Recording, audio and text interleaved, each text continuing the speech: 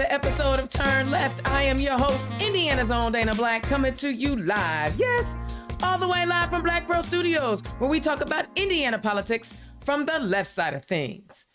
Boy, we are getting ready for the countdown. You know, we got Labor Day weekend coming up. You know, I know over the summertime, a lot of our candidates are kind of chilling a little bit. Not really, because they're out knocking doors, raising money. But we know that we are in the home stretch once we get past Labor Day weekend. So listen, do what you got to do. Celebrate this weekend. Have a good time. Go to as many Labor Fest, I am going to try to, as you possibly can. Because you know what? Real talk, if you're going to enjoy this 3-day weekend, make sure you thank a labor union. We don't have these privileges that we have if people didn't be out in the streets talking about, yo, you are not going to mistreat me, Mr. Business Owner. I have rights too. And that's why we have 3-day weekends. We celebrate holidays. We don't celebrate enough holidays, if you ask me. I mean, you know, why do I have to work 5 days a week? What's the purpose? How come I can't just work 4? I'm just saying, I'm just being petty. I know it. So get ready for the nice long weekend. But before we do that, you know me, I got a rant. Well, first of all, we got notice this week that Kate Sweeney Bell has resigned as the Marion County Democratic Party chair. She had mentioned earlier in the year when she won her nomination that she would be stepping down. But what does that mean? That means that there's an opportunity for someone else to step in and be the party chair. The Marion County Democratic Party will select a new party chair through a vote by all eligible precinct committee chairs and vice chairs in the next 30 days. Party spokesperson Jeff Harris told the Indy Star. To be eligible to vote, y'all need to hear this, to all my precinct committee folks in Marion County, to be eligible to vote on the next chair, the precinct committee chairs and vice chairs cannot have been appointed within the last 30 days. I know I am a PC. I have an amazing vice precinct. We were both, I'm elected. I appointed my vice. That means we are both eligible to vote. Guys, you know, when we talk about grassroots organizations and grassroots activities, this is what it's all about. People talk about not being a precinct committee person, and what does that mean? We actually have a say at every level of our party. We have a direct say in who becomes party chairs of the county parties, and the county parties elect the district chairs, and the district chairs elect the state party chair. So if you want to have a say in your county party, become a precinct committee person. I was elected. So Marion County folk, and, you know, I know y'all, a lot of folks around the state get tired of us always being Indy-centered, but there are 1 million people in my town. I just want y'all, of a state with 6 million, 1 million are right here. So this is important. This is huge. So if you are a precinct committee person, be on the lookout for that notice for you to appear and vote for our new Marion County party chair. This is kind of some good news for our statewide candidate, Thomas McDermott.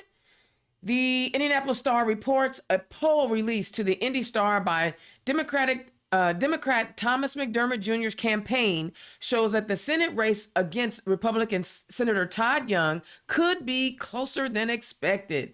According to the crosstabs on the poll conducted August 20th through the 24th by California-based Change Research, 45% of the 2,111 likely voters surveyed said that they would vote for Young over in November, while 42 said they would vote for McDermott. The remaining 13% surveyed said they either were unsure or wouldn't vote. Libertarian James Sinek was not included in the survey. There was a margin of error of 2.62%. The poll results were adjusted afterwards, so the sample population was reflective of the Indiana's population. Young's campaign, of course, said that they questioned the validity and the methodology of the poll, primarily because it was conducted online. Well, dog, that's where everybody is. Nobody mails in, and most folks don't get landline phone calls anymore. So online is where people are. I don't know what to tell you. You can question it, but technology has changed how polls are being conducted. I'm just saying. I don't have a landline. In fact, I actually have fiber connected to my house. So I can make all the internet phone calls I want. But that's good news, y'all. And why is that good news? That means there's a chance, right? If we show up in all 92 counties with a great turnout, we have 4 amazing statewide candidates on the ballot that can mess around and flip some seats. We know it can happen. We know in Indiana, we can win statewide races. Doesn't matter what your county looks like. Doesn't matter. Because if those 600,000 eligible voters in Indiana show up, I'm just saying, Democrats in Indianapolis, 600,000 of us, we're 70 to 75% blue. Ask my mayor. He'll tell you he won with 75% of the vote. And we have a supermajority. So I'm just saying, I know y'all get tired of being Indy-centered, but if we turn out in key counties, Marion County, Lake County, Allen County, St. Joe County, and Vanderburgh County, if we turn out in those counties, we can send Mayor McDermott to the U.S. Senate and elect those 3 amazing women to those 3 statewide offices. But we, as Democrats, have to turn out. All right, some not so great news. The StateHouseFile.com reports the state of Indiana is facing a lawsuit from the American Civil Liberties Union of Indiana and Planned Parenthood 16 days before the near total abortion ban enacted by the Indiana General Assembly is to take place. The lawsuit was filed Tuesday in Monroe County Circuit Court and claims the ban strips away the fundamental rights of people seeking abortion care in Indiana in violation of the state constitution. In a press release from the ACLU announcing the filing of the lawsuit, Ken Falk, the legal director of ACLU of Indiana, said that whether Indiana's elected officials personally agree with abortion access or not, it is not up to the government to make these decisions for Hoosiers. This ban, he states, on abortion will force Hoosiers to carry pregnancies against their will, leading to life-altering consequences and serious health risks. Deeply private, personal, and unique decisions about reproductive health should be made by women in consultation with their doctors.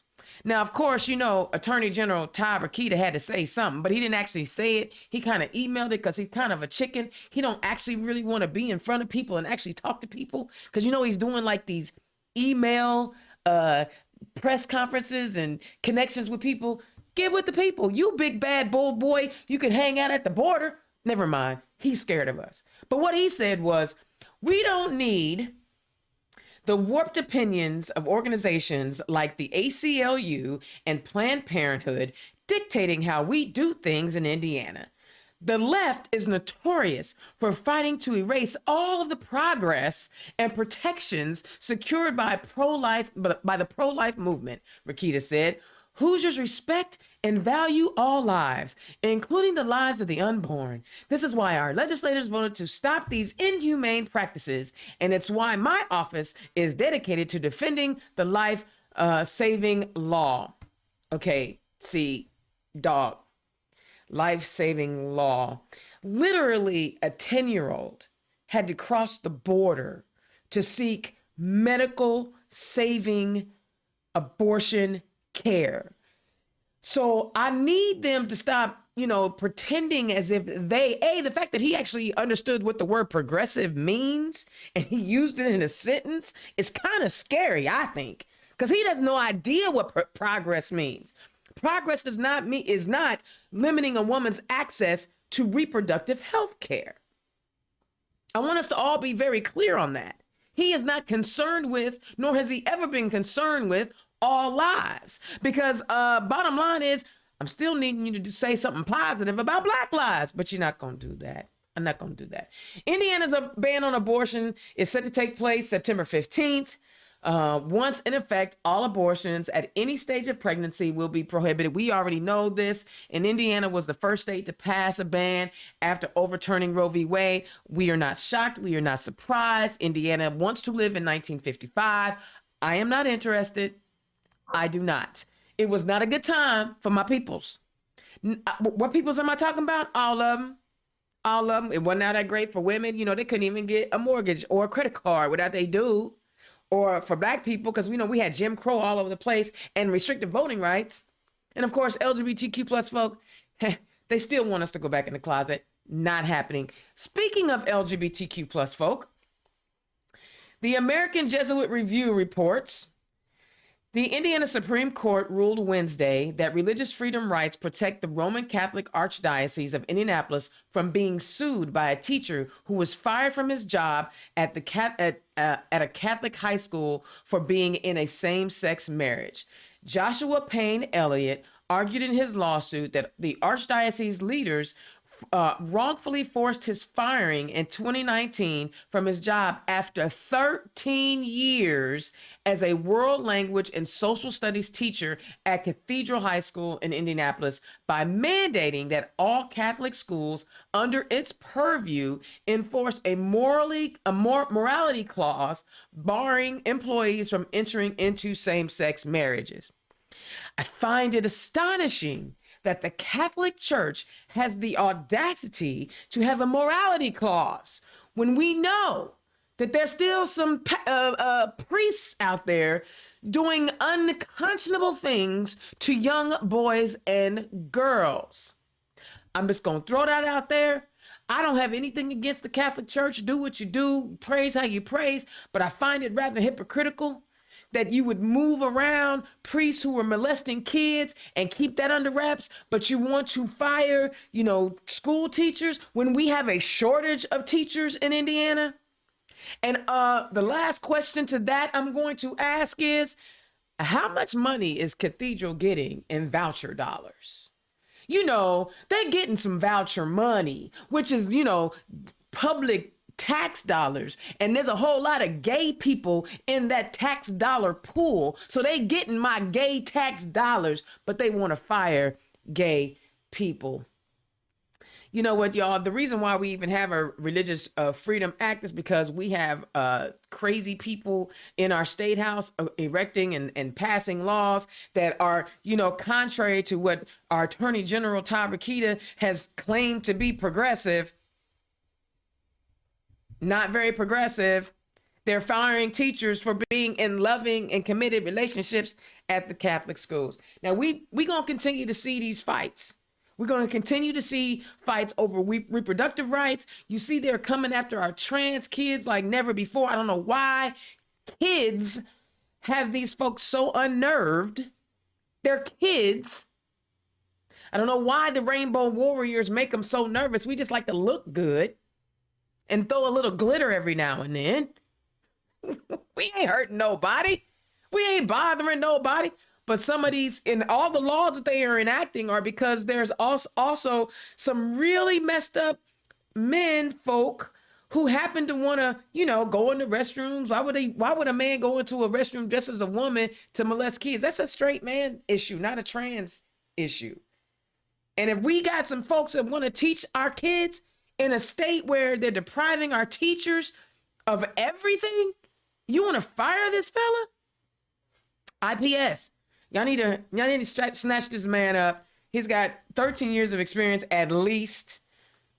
Put him in one of our classrooms. We'll take him at IPS. All right, that's my rant because I want to make sure that we have some time for my great, great candidates tonight. I love it. And shout out to Christine Bohm in District 3, who's turning out candidates left and right. I'm telling y'all, Christine Bohm up there, District 3 chair, in conjunction with my guy, Derek Camp over in Allen County. They are doing amazing things in our second largest city, third largest county. That district has shown up and shown out by making sure that we have candidates on the ballot. So shout out to District 3. But first, my first guest, I'm going to go in alphabetical order. He is looking to be the second John Bartlett in the State House.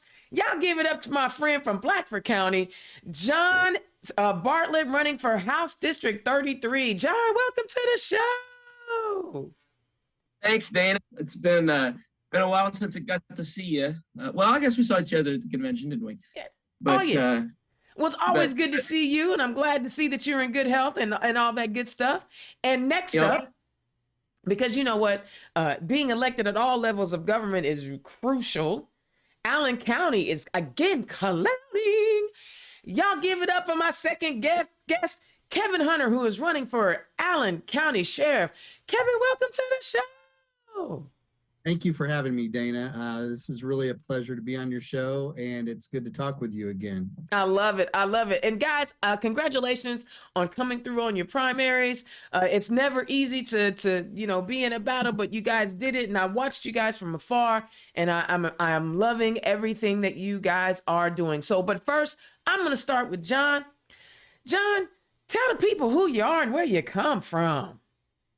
Well, I come from Blackford County. I live on my grandparents' farm that they purchased 70 years ago this year. I grew up over in Randolph County, which is in the corner. But in the northwestern corner. So I had a Ridgeville address and a red key phone, and I went to Parker City to school, and I lived a mile and a half from Albany. So that little area there where no real place could claim me. I have deep roots here in the area.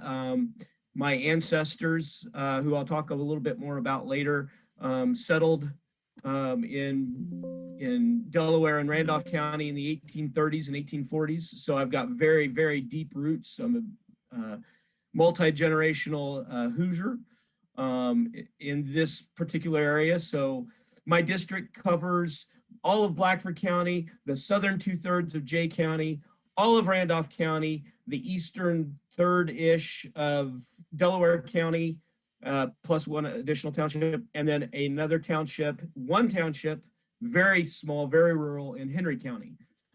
So it's a huge territorially large district. I'm everywhere, meeting myself, coming and going. I work in IT for a company down in Indianapolis, doing a lot of IT support, primarily from home now, since COVID. And I have a family. My wife, Maggie, and I have 4 grown children. Wait, you got grown children? You look like you barely grown yourself, bruh. My youngest is going to be enough to drink this year in November. So, yeah, I don't know how I've gotten here, but yeah, the 4 grown children, 2 of them are students at Ball State. My autistic son is going to graduate in December from Ball State, which is a major achievement. It's taken him twice as long to get through, but very proud, very happy that an autistic kid of ours is going to have a college degree in December. So very proud of him, and that's kind of who I am. So. Well, you know what? First of all, kudos to you, because, I've been in a couple of relationships where the child was diagnosed with autism. And I know that I recognize the challenges that come with, raising whether they're high functioning or nonverbal, does not matter. There are extra challenges. So congratulations to you and your wife on that major accomplishment. And the other thing I want to say is, he's on his own timetable. He ain't on nobody else's timetable, right? And success is success. So congratulations. But you live in rural Indiana. And very rural. Yes.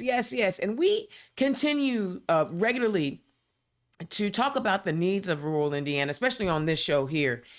And it seems so strange because a lot of the elected officials in that state house are from rural Indiana, but they seem to be ignoring a lot of the needs in rural Indiana. Can you talk about real quick, well, not real quick, go into details about some of the things that you're hearing from your, neighbors in rural Indiana, what they would like to see happen in that state house in reference to the needs that they have in their communities?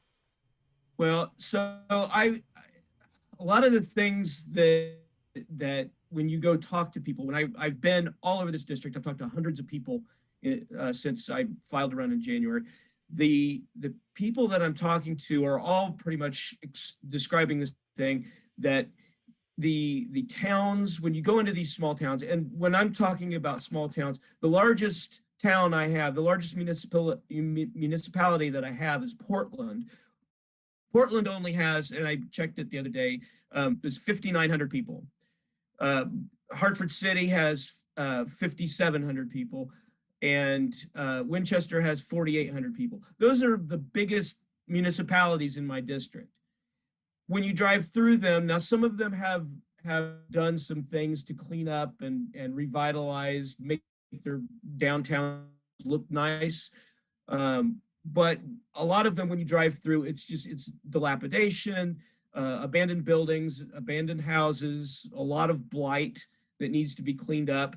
And that's been causing a lot of businesses to decide not to locate here, things like that. So we aren't doing a whole lot as far as economic development. We are in economic decline still out here.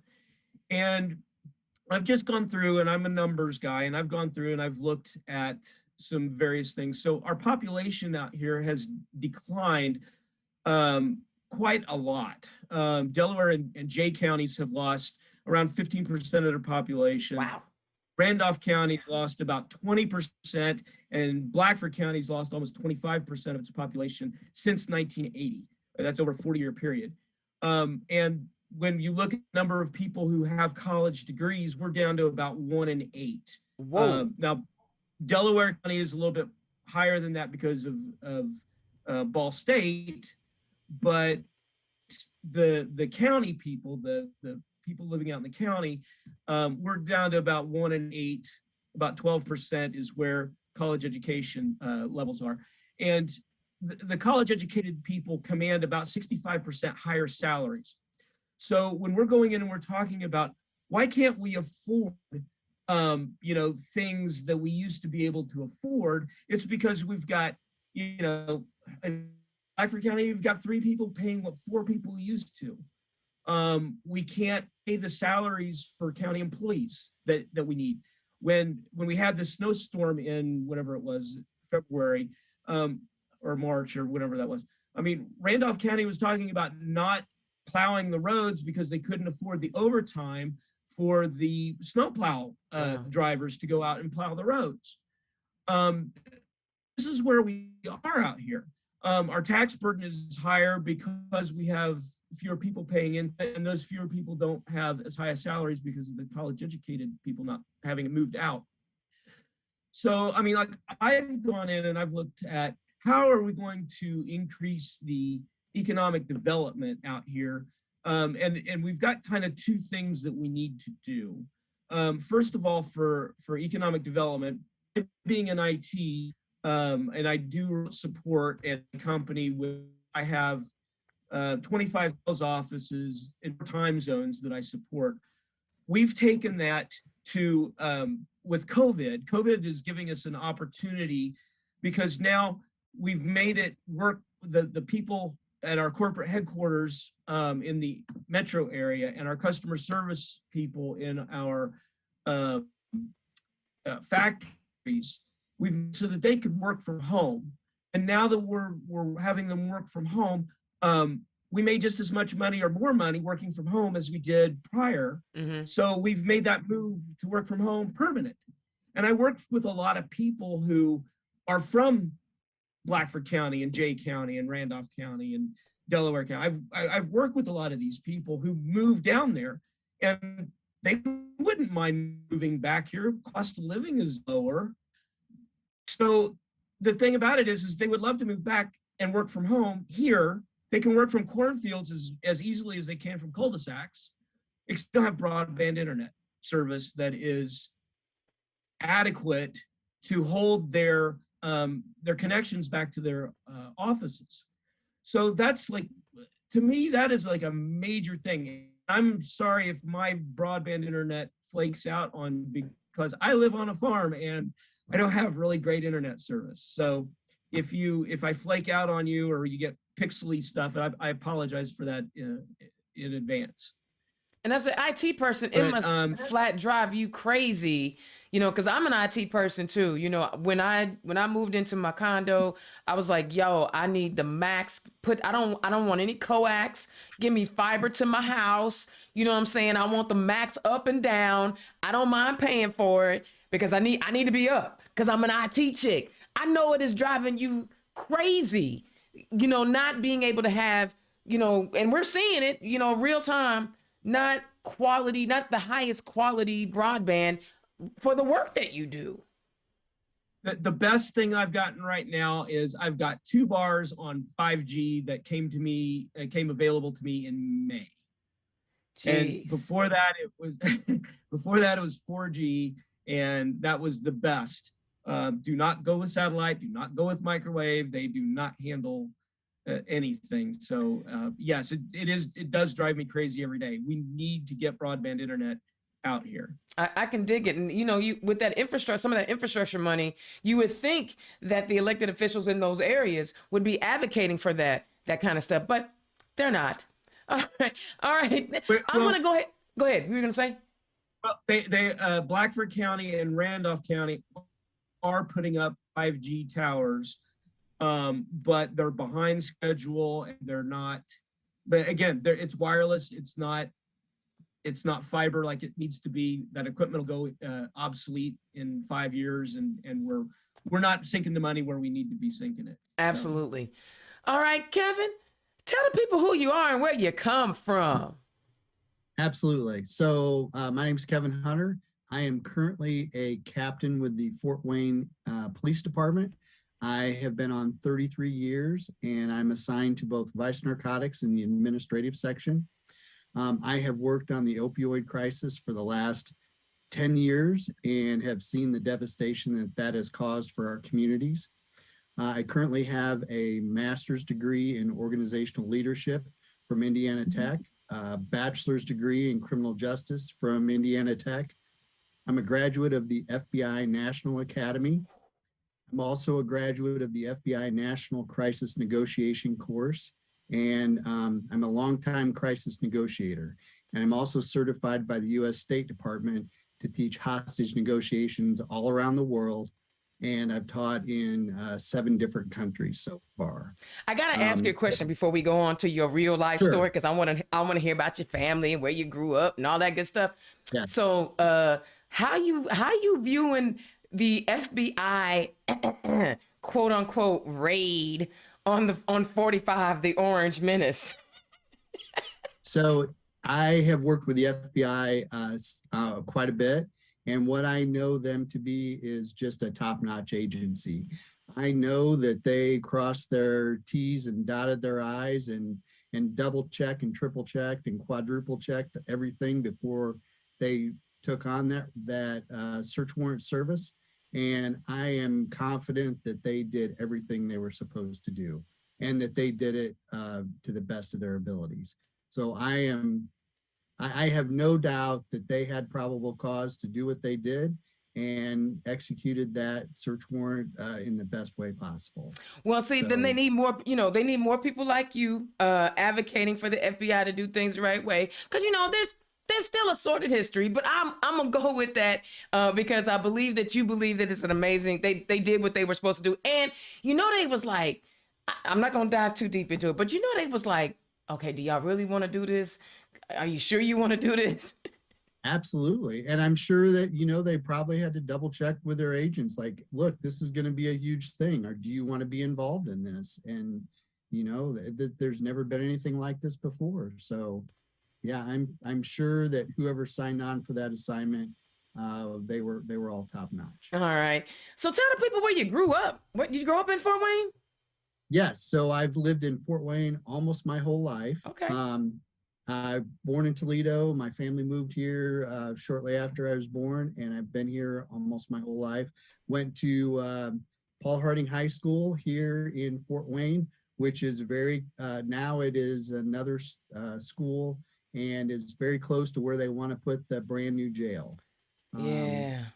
So I am very familiar with that area. I grew up in that area, and I am not for them moving the jail to the southeast side of town. So there's got to be another place that they can put that it won't affect, people that live in that area. So I did find it interesting that they wanted to put that jail so close to the school. You probably have a little bit more insight in what's going on. Share with the people what the game plan or what was the thought process for this?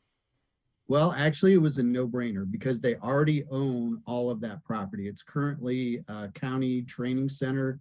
There's firing ranges and other things out there. So they already own this massive amount of property. They needed 60 to 70 acres, and there's more than that there. So this was pretty much a no-brainer. They already own all of that property. So they just didn't check with the people in the area if they would be okay with putting it there, Right. which is a foul. And the other thing that, in my opinion, what should have happened is they should have done a comprehensive study on the entire criminal justice system to see what the needs are going forward. Do we need a new jail? Do we need a 1,500 bed jail like they're proposing? Because what I know is if we build a 1,500 bed jail, we're going to fill that 1,500 bed jail. And that's really should not be what our community is about. Yeah. And how about the imagery? Know, kids are impressionable. And the fact that they'll be able to see this, is there any hope of not getting that there? Yes. So the reason that they're talking about building a new jail is there's a federal lawsuit filed by an inmate through the ACLU concerning inhumane conditions, overcrowding, and shortage of jail staff. So that has been going on for 2 years now, and it is just really coming to fruition. So part of the judge's order is you have to remedy these issues. Now, I will tell you that the sheriff's department has somewhat lowered the jail count by not accepting federal inmates anymore. Okay. So that is, but they've also, they've decided that they want to build a new jail, and that will also increase the bed count so that we're not over the maximum amount of people, because there were inmates lying on the floor next to the toilets and what they call a boat. So it's just kind of a bed mattress kind of thing, which is just, I can't imagine. It's already a bad, not a good place to begin with, but then to lay on the floor with 2 other people in your room right next to the toilet, that's just awful. Yeah. And hopefully, as there's an opportunity to reverse what they're trying to do in consideration of the community. So guys, yeah. I want to talk to you. I mean, you live in Indiana. You guys are Democrats. Oh my God, in Indiana. Can you share with us what made you guys decide, okay, I'm going to throw my hat in the ring and I am going to run for public office? John, I'm going to start with you. Well, so my opponent, his name's JD Prescott. Don't say his name no more. I won't. That's the one and only time. Well, okay. So he co-authored HB 1134. Co-authored it. The amount of vitriol that the teachers expressed with him, and everything else with HB 1134. My mother being a teacher, my sister being a teacher.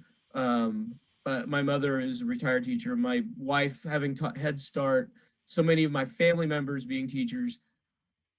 I couldn't imagine what was going through any of their heads other than it came from a think tank someplace and critical race theory. I'm so sick and tired of hearing about critical race theory. First of all, it's being completely made up, misrepresented. Like what I was going to tell you about. So I do genealogy for our family, and the Bartletts who moved to Delaware County in the 1830s moved from Virginia, what is now West Virginia, and they left behind slaves. Okay. I have another branch of my family who, a distant cousin of mine, was Alexander Stevens, who was vice president of the Confederacy, and he wrote the cornerstone speech, which is probably the most racist piece of tripe I've ever read in American literature. Critical race theory is not about taking responsibility for what my ancestors and my relatives did in the past. Critical race theory is acknowledging that they did this. They did these horrific things, acknowledging that they did it, and acknowledging that I don't have to own what they did. I live in the present, I know better, and I can do better, and I will do better. That's what critical race theory is. And just simply teaching kids that, you know what, white people owned Black people before the Civil War. We fought the Civil War to end slavery. And if that is critical race theory, in acknowledging the fact that people, our ancestors, owned other people's ancestors, but we don't have to take ownership of that. That's not on me. That's on my ancestors. They did that, not me. We can do better, and we will do better. You sound like you was as mad about the CRT nonsense as I was, bro. Oh, believe me.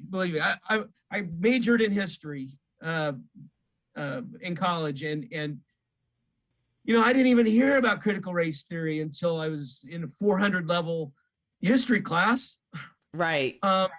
And it's not the fact that we're telling our kids that we need to own what our ancestors did. It's that we need to acknowledge it, and we need to move forward. We need to grow together and not simply, you know, keep going the way we've been going for the last 150 years. I agree, because, you know, down in Texas, you know, they try to, you know, they wanted to rename the slave trade the triangular trade, or they wanted to call slaves voluntary workers or some craziness, like to you know, whitewash what was really going on. And you know, and I'm actually not upset that was your motivating factor, because you know, when it hits home like it just, you know, the way you expressed it, that means you serious about it, you know. So Kevin, why did you decide to put your name on the ballot? Well, so again, I've been working on the opioid crisis for the last 10 years. What I've discovered is we cannot arrest our way out of this drug crisis. It's just not possible. Because if that was the case, we wouldn't have the issues that we have now, because we arrest a lot of people for drugs. So we have to look at this differently. And one way to look at it differently is through treatment and recovery. There are sheriff's departments around the state that have a program called the Jail Chemical Addiction Program. That is a program that people who are incarcerated enroll in a program that gets them drug treatment and counseling and life skills and other services that helps them stop using drugs and helps them get their lives back so that they're not cycling in and out of the criminal justice system. Our sheriff was approached on that a few years ago, and he said, well, we can't do that. There's no reason we shouldn't have this. This is a no-brainer, and I'm very passionate about it. And when I get elected, I will make sure we have a robust jail chemical addiction program with both medical assisted treatment and other services and reentry services, so that people, when they leave the jail, they can continue on that path to recovery and not go back to how they were doing. So, I love it. I love it. Guys, they gave you the reason why they're running. Indiana's own Dana Black, turn left. If you are liking what these candidates are talking about and you're watching this Facebook Live, click on their Act Blue donate links. Donate to these campaigns. I wish money wasn't an issue, but it is. And help these candidates get across the finish line. They're right there in the link. Please click and donate to these candidates. But Kevin, you know, it ain't always easy being in law enforcement. And someone like me, I've been on the unpleasant side of law enforcement as a young buck with a big mouth. Because, you know, one of the things I learned early on was that, you know, police officers, and I say it like that, police, they don't necessarily want you to actually say anything back to them. So I, you know, at 18 years old, I get locked up for this, not for anything else, but because I'm asking dumb questions, right? As a kid, because that's what you do when you're a kid. How are you managing, the different conversation about what community and law enforcement should look like, especially in the Black and brown communities? Because Allen County is rich with Black and brown folk. How are Oh, you yeah. having those conversations? How do you plan on continuing those conversations when you're elected? Well, so one thing that I've been doing for quite a few years now is, as a hostage negotiator, I've been teaching all of the new recruits active listening skills.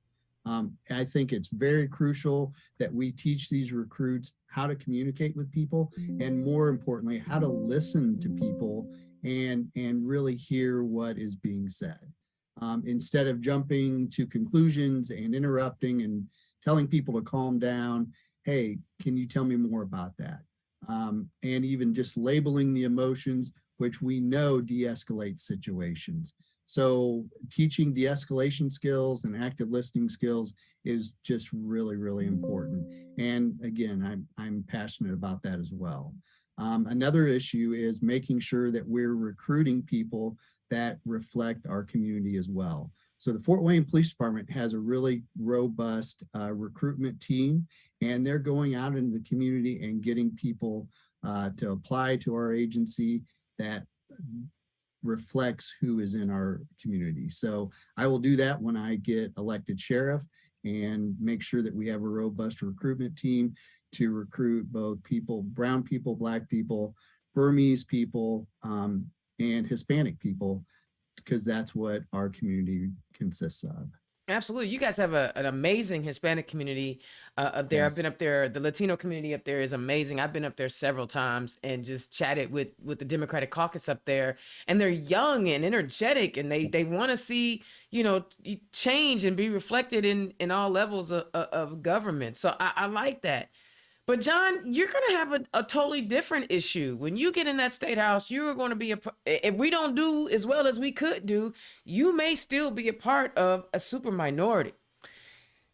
Talk Right. about what it's like for you having to have, how do you work across the aisle? How do you engage people who have maybe a different way of seeing the world than you do? And how are you talking to them about, hey, I'm a better person for this role to represent this community than who you've been sending? Well, so when I've gone to talk to people and stuff, well, which party are you? Well, I'm a Democrat. Oh, I can't support you because you're a Democrat. And I turn the question back, because it's always about Biden this or Pelosi that or Clinton that. And it's like, okay, wait a minute. That's at the federal level. I'm running for a state office. And I mean, I realize that we're tied together, okay? But I'm running for state office. What has that Republican supermajority in the last 10 years done for you? Because, I mean, like right now, we're sitting on, was it 7 billion? It's now back at $5 billion budget surplus. It's going to grow back to 7 billion because unemployment is down, salaries are up. So that budget surplus is going to grow. Plus, they don't pay for nothing. Exactly. So people are, why am I getting this $200 back? I don't understand why I'm getting this $200. So when I start talking to people, and how do you reach across the aisle, is our communities are in decline. You don't understand unless you live in it. And I don't know why the system was set up to favor rural communities.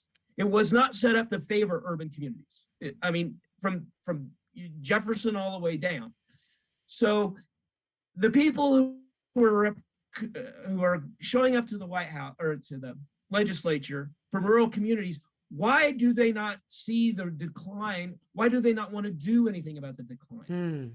And that's what I want to take to them, is like, let's take some of this surplus and let's spend it. Kevin, you're talking about de-escalation training. How much does that cost? Can we spend some of the budget and give you the money for this de-escalation training? I've been so many of these communities I've been into, and we're talking. I talk to trustees and I talk to county councils, and our fire trucks are like most of these places have fire trucks that were built in the 80s. What? That's 40-year-old fire trucks that they can't find, they're having trouble finding parts to keep maintenance up on. They are scared to death of riding out in an emergency run and have the fire truck break down and somebody die in a fire because we've got 40-year-old fire trucks. That's crazy. If you took $1 billion of that surplus, now I'm not saying to do this, okay, but if you took a billion of it, yeah, and an average fire truck is $500,000. If an average fire truck is $500,000, you can buy 2,000 fire trucks for $500,000. That's 22 fire trucks per county in Indiana. I mean, we can improve our communities. Let's dump it into rural broadband. Oh, you know what? Let's take $500 million of it. The study that came out last week showed that Indiana's public school teachers have, on average, adjusted for inflation, so the number's bigger, on average have gotten a pay increase over the last 25 years of $29 per week. Okay, let's take $500 million of that. And I've been talking to like Jennifer McCormick, Melanie Wright, who's running for state senate, but we have 65,000 public school teachers in Indiana. If you took $500 million of that and divided it among the 65,000 teachers, that's $7,700 per year pay increase that we could give them for $500 million of that. And we still have $4.5 billion left. There you go. And what can we take that surplus and invest it back in our communities and start rebuilding our communities? I mean, how can anybody not say that? Oh, and if they give it back to us in a tax cut, so all right, so they gave us $200 a piece, and there was $2 billion, so that's like $100 per billion, right? So if there's $5 billion left, that's what, $500 back. Divide that between your 52 weeks. That's less than $10 back per week that we are all putting into that. For $10 a week, what can we do to build our communities back? Yeah. Apparently math isn't their strong suit in that state house, because I'm telling you, you just throwing out a whole bunch of numbers. They were like, what? Their head was spinning. They're not ready for that. But you're right. I mean, my goodness, why can't we invest in our state? But, we don't want to mess up that AAA rating, because, AAA rating feeds people and fills potholes and puts out fires. Oh, don't get me going on the potholes. Do not get, so everybody's, well, why can't we get a tax holiday from the gas tax, right? So if you'll remember back to 2006, our man Mitch gave away the toll road. And the tolls were what we used to fix and maintain our roads. Okay. Oh, well, we'll build 69 and we'll upgrade 31. Well, 69's not done and 31 to South Bend's not done yet. Okay. 69 to Evansville, not done yet. We're out of that money. So how we're funding it, I don't know. But by 2018, our roads are reverting to gravel and pothole city and everything else. So in 2018, oh, well, we need to pass a gas tax. And so they passed this huge gas tax that is incrementally bigger every year or every 6 months or whatever it is. Now it's up to like close to 70 cents a gallon. And well, we can't give them a gas tax holiday, because if now that gas got up to over $5 a gallon, we can't give them that, because if we give them that, we don't have anything to fix the roads with. And see, the crazy part about all of this is, and Kevin, feel free to chime in, because I know, county budgets are dependent upon, tax revenues and things of that nature too. But what's so crazy about all of this is we still give big businesses crazy tax breaks when their revenues far exceed any individual revenue. So the working class and poor folk are footing the bill in these gas taxes, but you're going to give the multi-billion-dollar corporation, we going to give you a tax break, and we just going to put the burden on people who are just trying to put milk in their refrigerator. Kevin, chime in. I mean, I know it's not law enforcement, but Well, yeah. That there are commissioners are talking about building a $350 million jail, and that's going to be a huge tax burden on our community. And, you know, we don't need that. So yeah, that's going to, that we could use some of that money, that the surplus of the state to help cover that. I mean, that's something else we could think about. I feel y'all, man. And here we are they like to pretend like we as Democrats, we don't care about taxes. Yeah, we do. We talk about, we can walk and chew gum. We can talk about tax and social issues because we're smart like that. So Kevin, talk about, you're running for office. You've been in place for 33 years. You know the city, you know the agency, you have all this amazing training. What are some of the other ideas? I know you talked about the opioid crisis and what that looks like. And I wish you had been around in the 80s for the crack epidemic. Because I'm certain there's been some people that have been real happy to see you coming. What are some of the plans? And talk about what you do in the sheriff's office, because I know it's different in different counties, and some of the plans you have moving forward. Well, one of the plans that I will make sure when I get elected, I'll make sure to collaborate with all agencies that are going to help us build our community and make our community safer. So public health, all of the federal law enforcement agencies, all of the other agencies, police agencies in this area, I will make sure that we're partnered with them, we're working together, we're not working in silos, and that we're making sure we're being very efficient in what we do.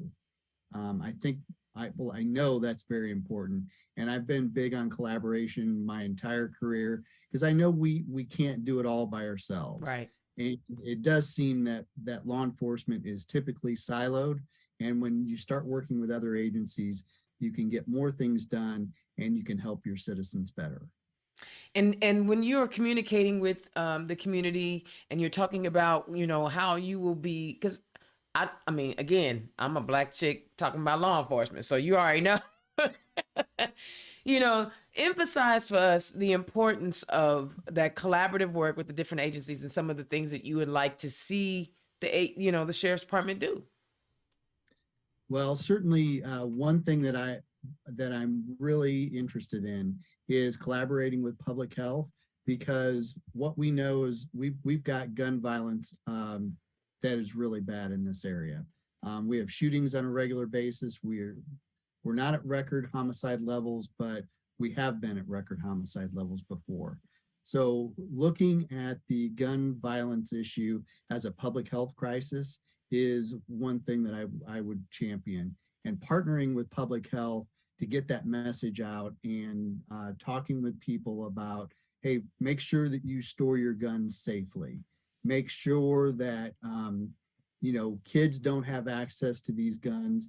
Make sure that if there is a crime that's been committed, please, if you see something, say something, because that's how we solve these crimes. And gun violence, we need to stop that. What's interesting, gun violence is unfortunately everywhere.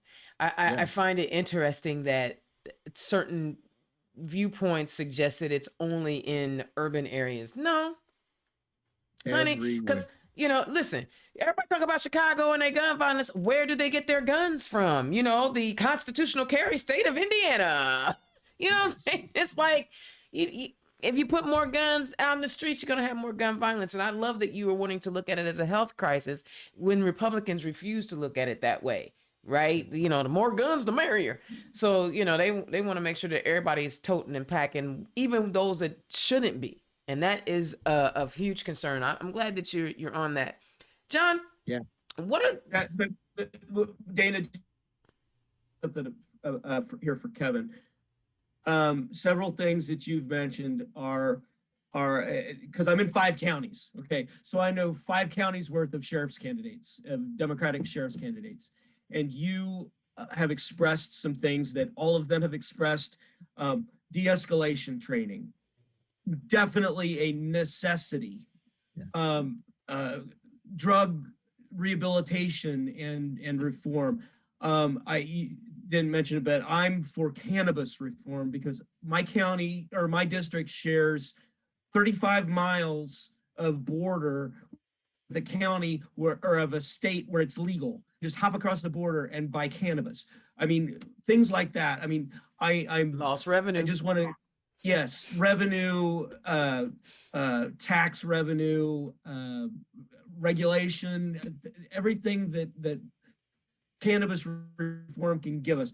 But I just want to compliment you and compliment all of the other sheriff's candidates, the Democratic sheriff's candidates who are advocating for that, because it's a very important thing to be, and I want to take those sorts of things to the State House as well. I love it. So I'm sorry, Dana. No, you're Go good. ahead. Hey, this is what this is about. It's about a conversation, and y'all both in District 3, so you know what I'm saying. I want to make sure everybody know that Christine Bone putting together stellar team. So you know you're gonna get a chance to go to the State House.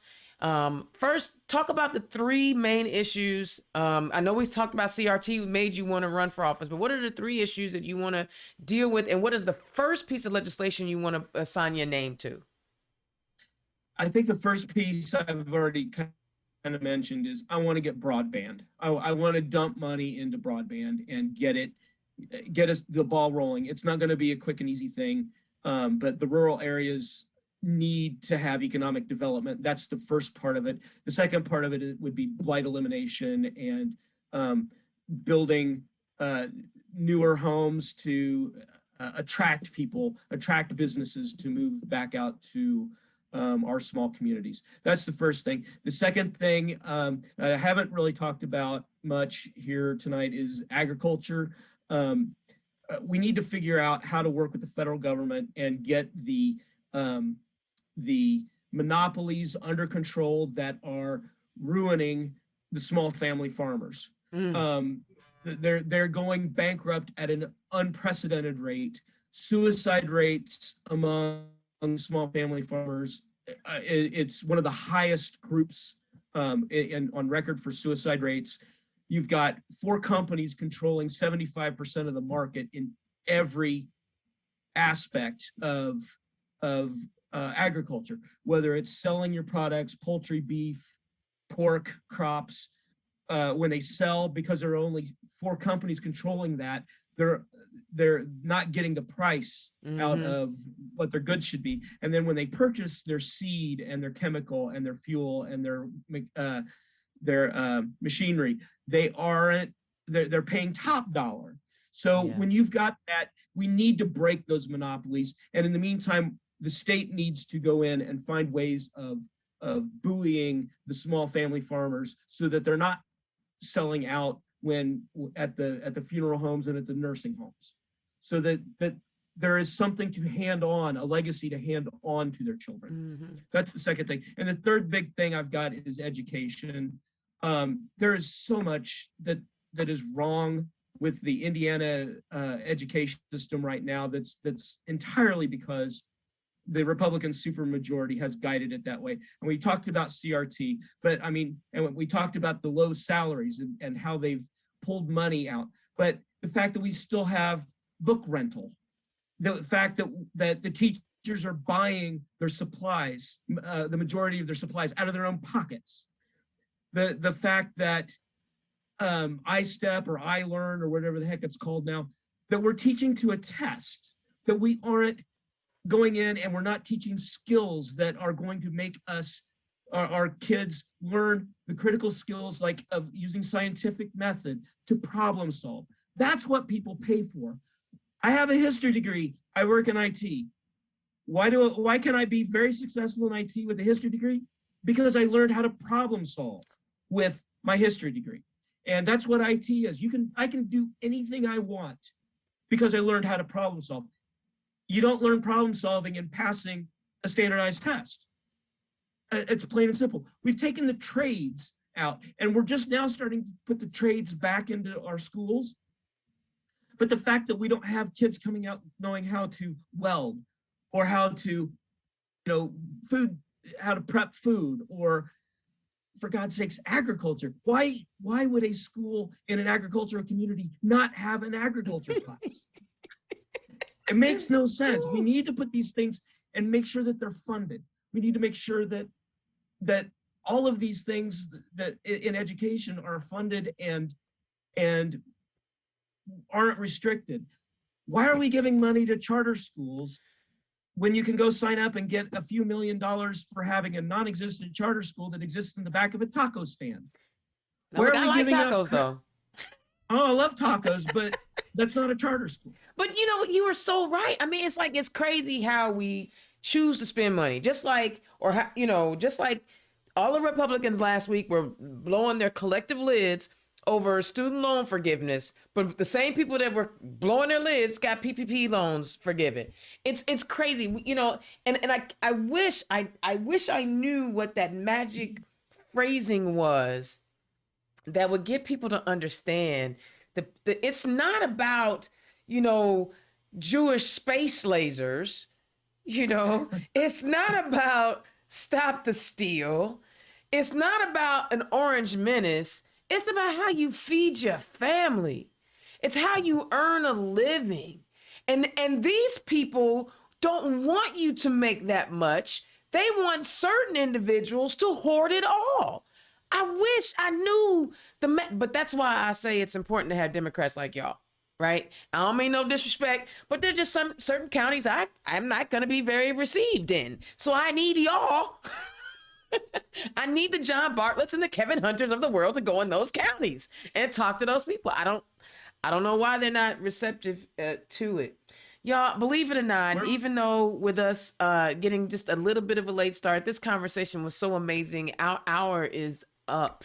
I'm sick about it because I want to keep talking to y'all. But Kevin, give us your elevator pitch on what you say to folks when you're out knocking on doors so they know who you are. So my elevator pitch is I want to re-envision how we look at the jail and how we use the jail. We should be placing a jail chemical addiction program in our jail to help people with substance use disorder get the help and treatment they need so they're not cycling in and out of the criminal justice system, and it's going to help save taxpayers money in the long run. We should also help people with mental health issues in the jail, make sure they get the treatment and medication that they need so that they're not decompensating and causing further issues in the jail.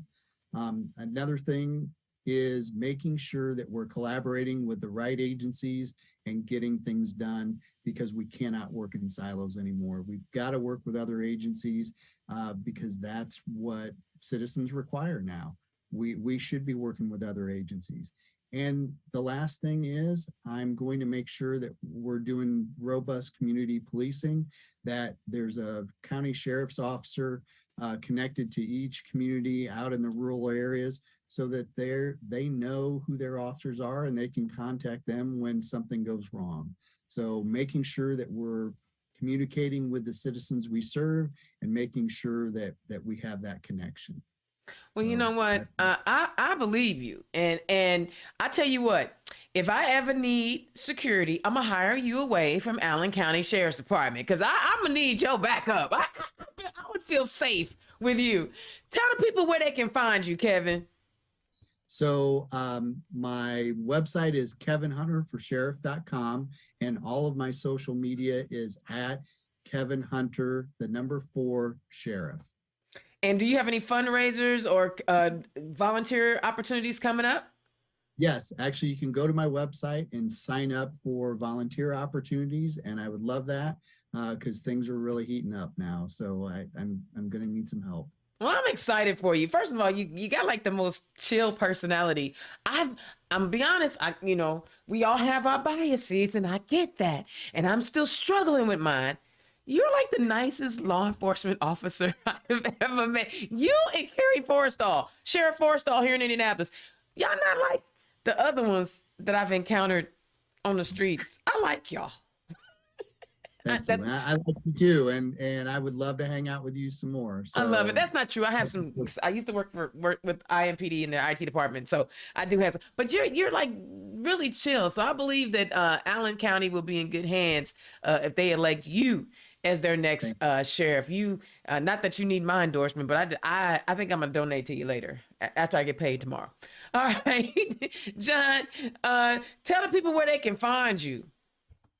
Okay, my website is Bartlett, Bartlett 4, and my English teacher would never allow me to put the number 4. So it's FOR, Bartlett4, Indiana.org. And I'm on Facebook. And I don't do so much Twitter yet, but Facebook.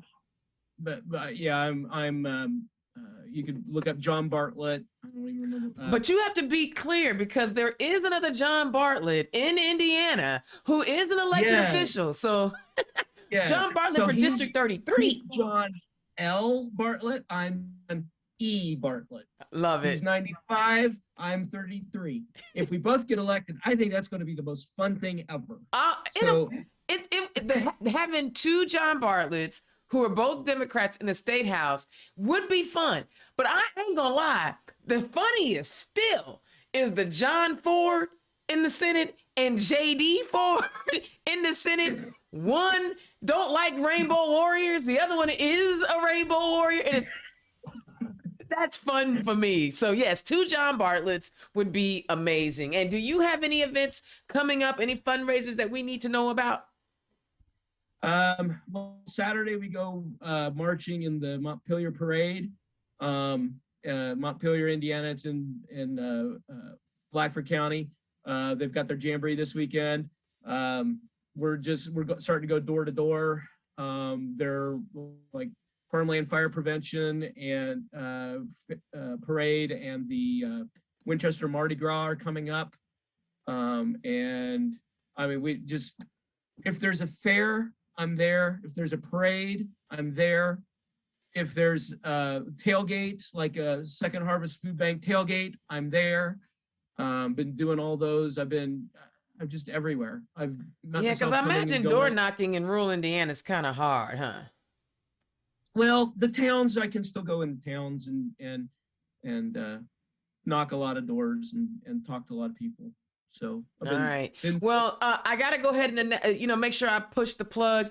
If you haven't gotten your ticket yet, get your ticket to the Blue Bash for Allen County on September 9th. I will be there hanging out, doing what I do, which is talking crazy and hyping the crowd up. That's all I'm gonna do. Walk around, talk, have fun.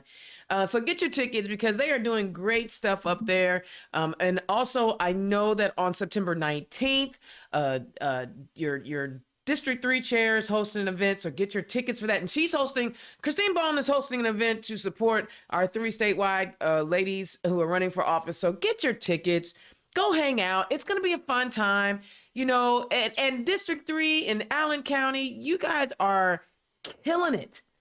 I want you to know you're killing it. And we see it all over the rest of the state. So keep doing what you're doing. Y'all, thank you so much for tuning in to Turn Left. As you can see, we have great Democrats all over, up and down the ballot, all over 92 counties. We can make a difference this election cycle. We just need you to show up and bring the energy that we brought tonight. We brought a whole bunch of funk tonight, so I need you to bring that energy too, all right? Indiana's own Dana Black, Turn Left. I will holler at y'all next week. Peace.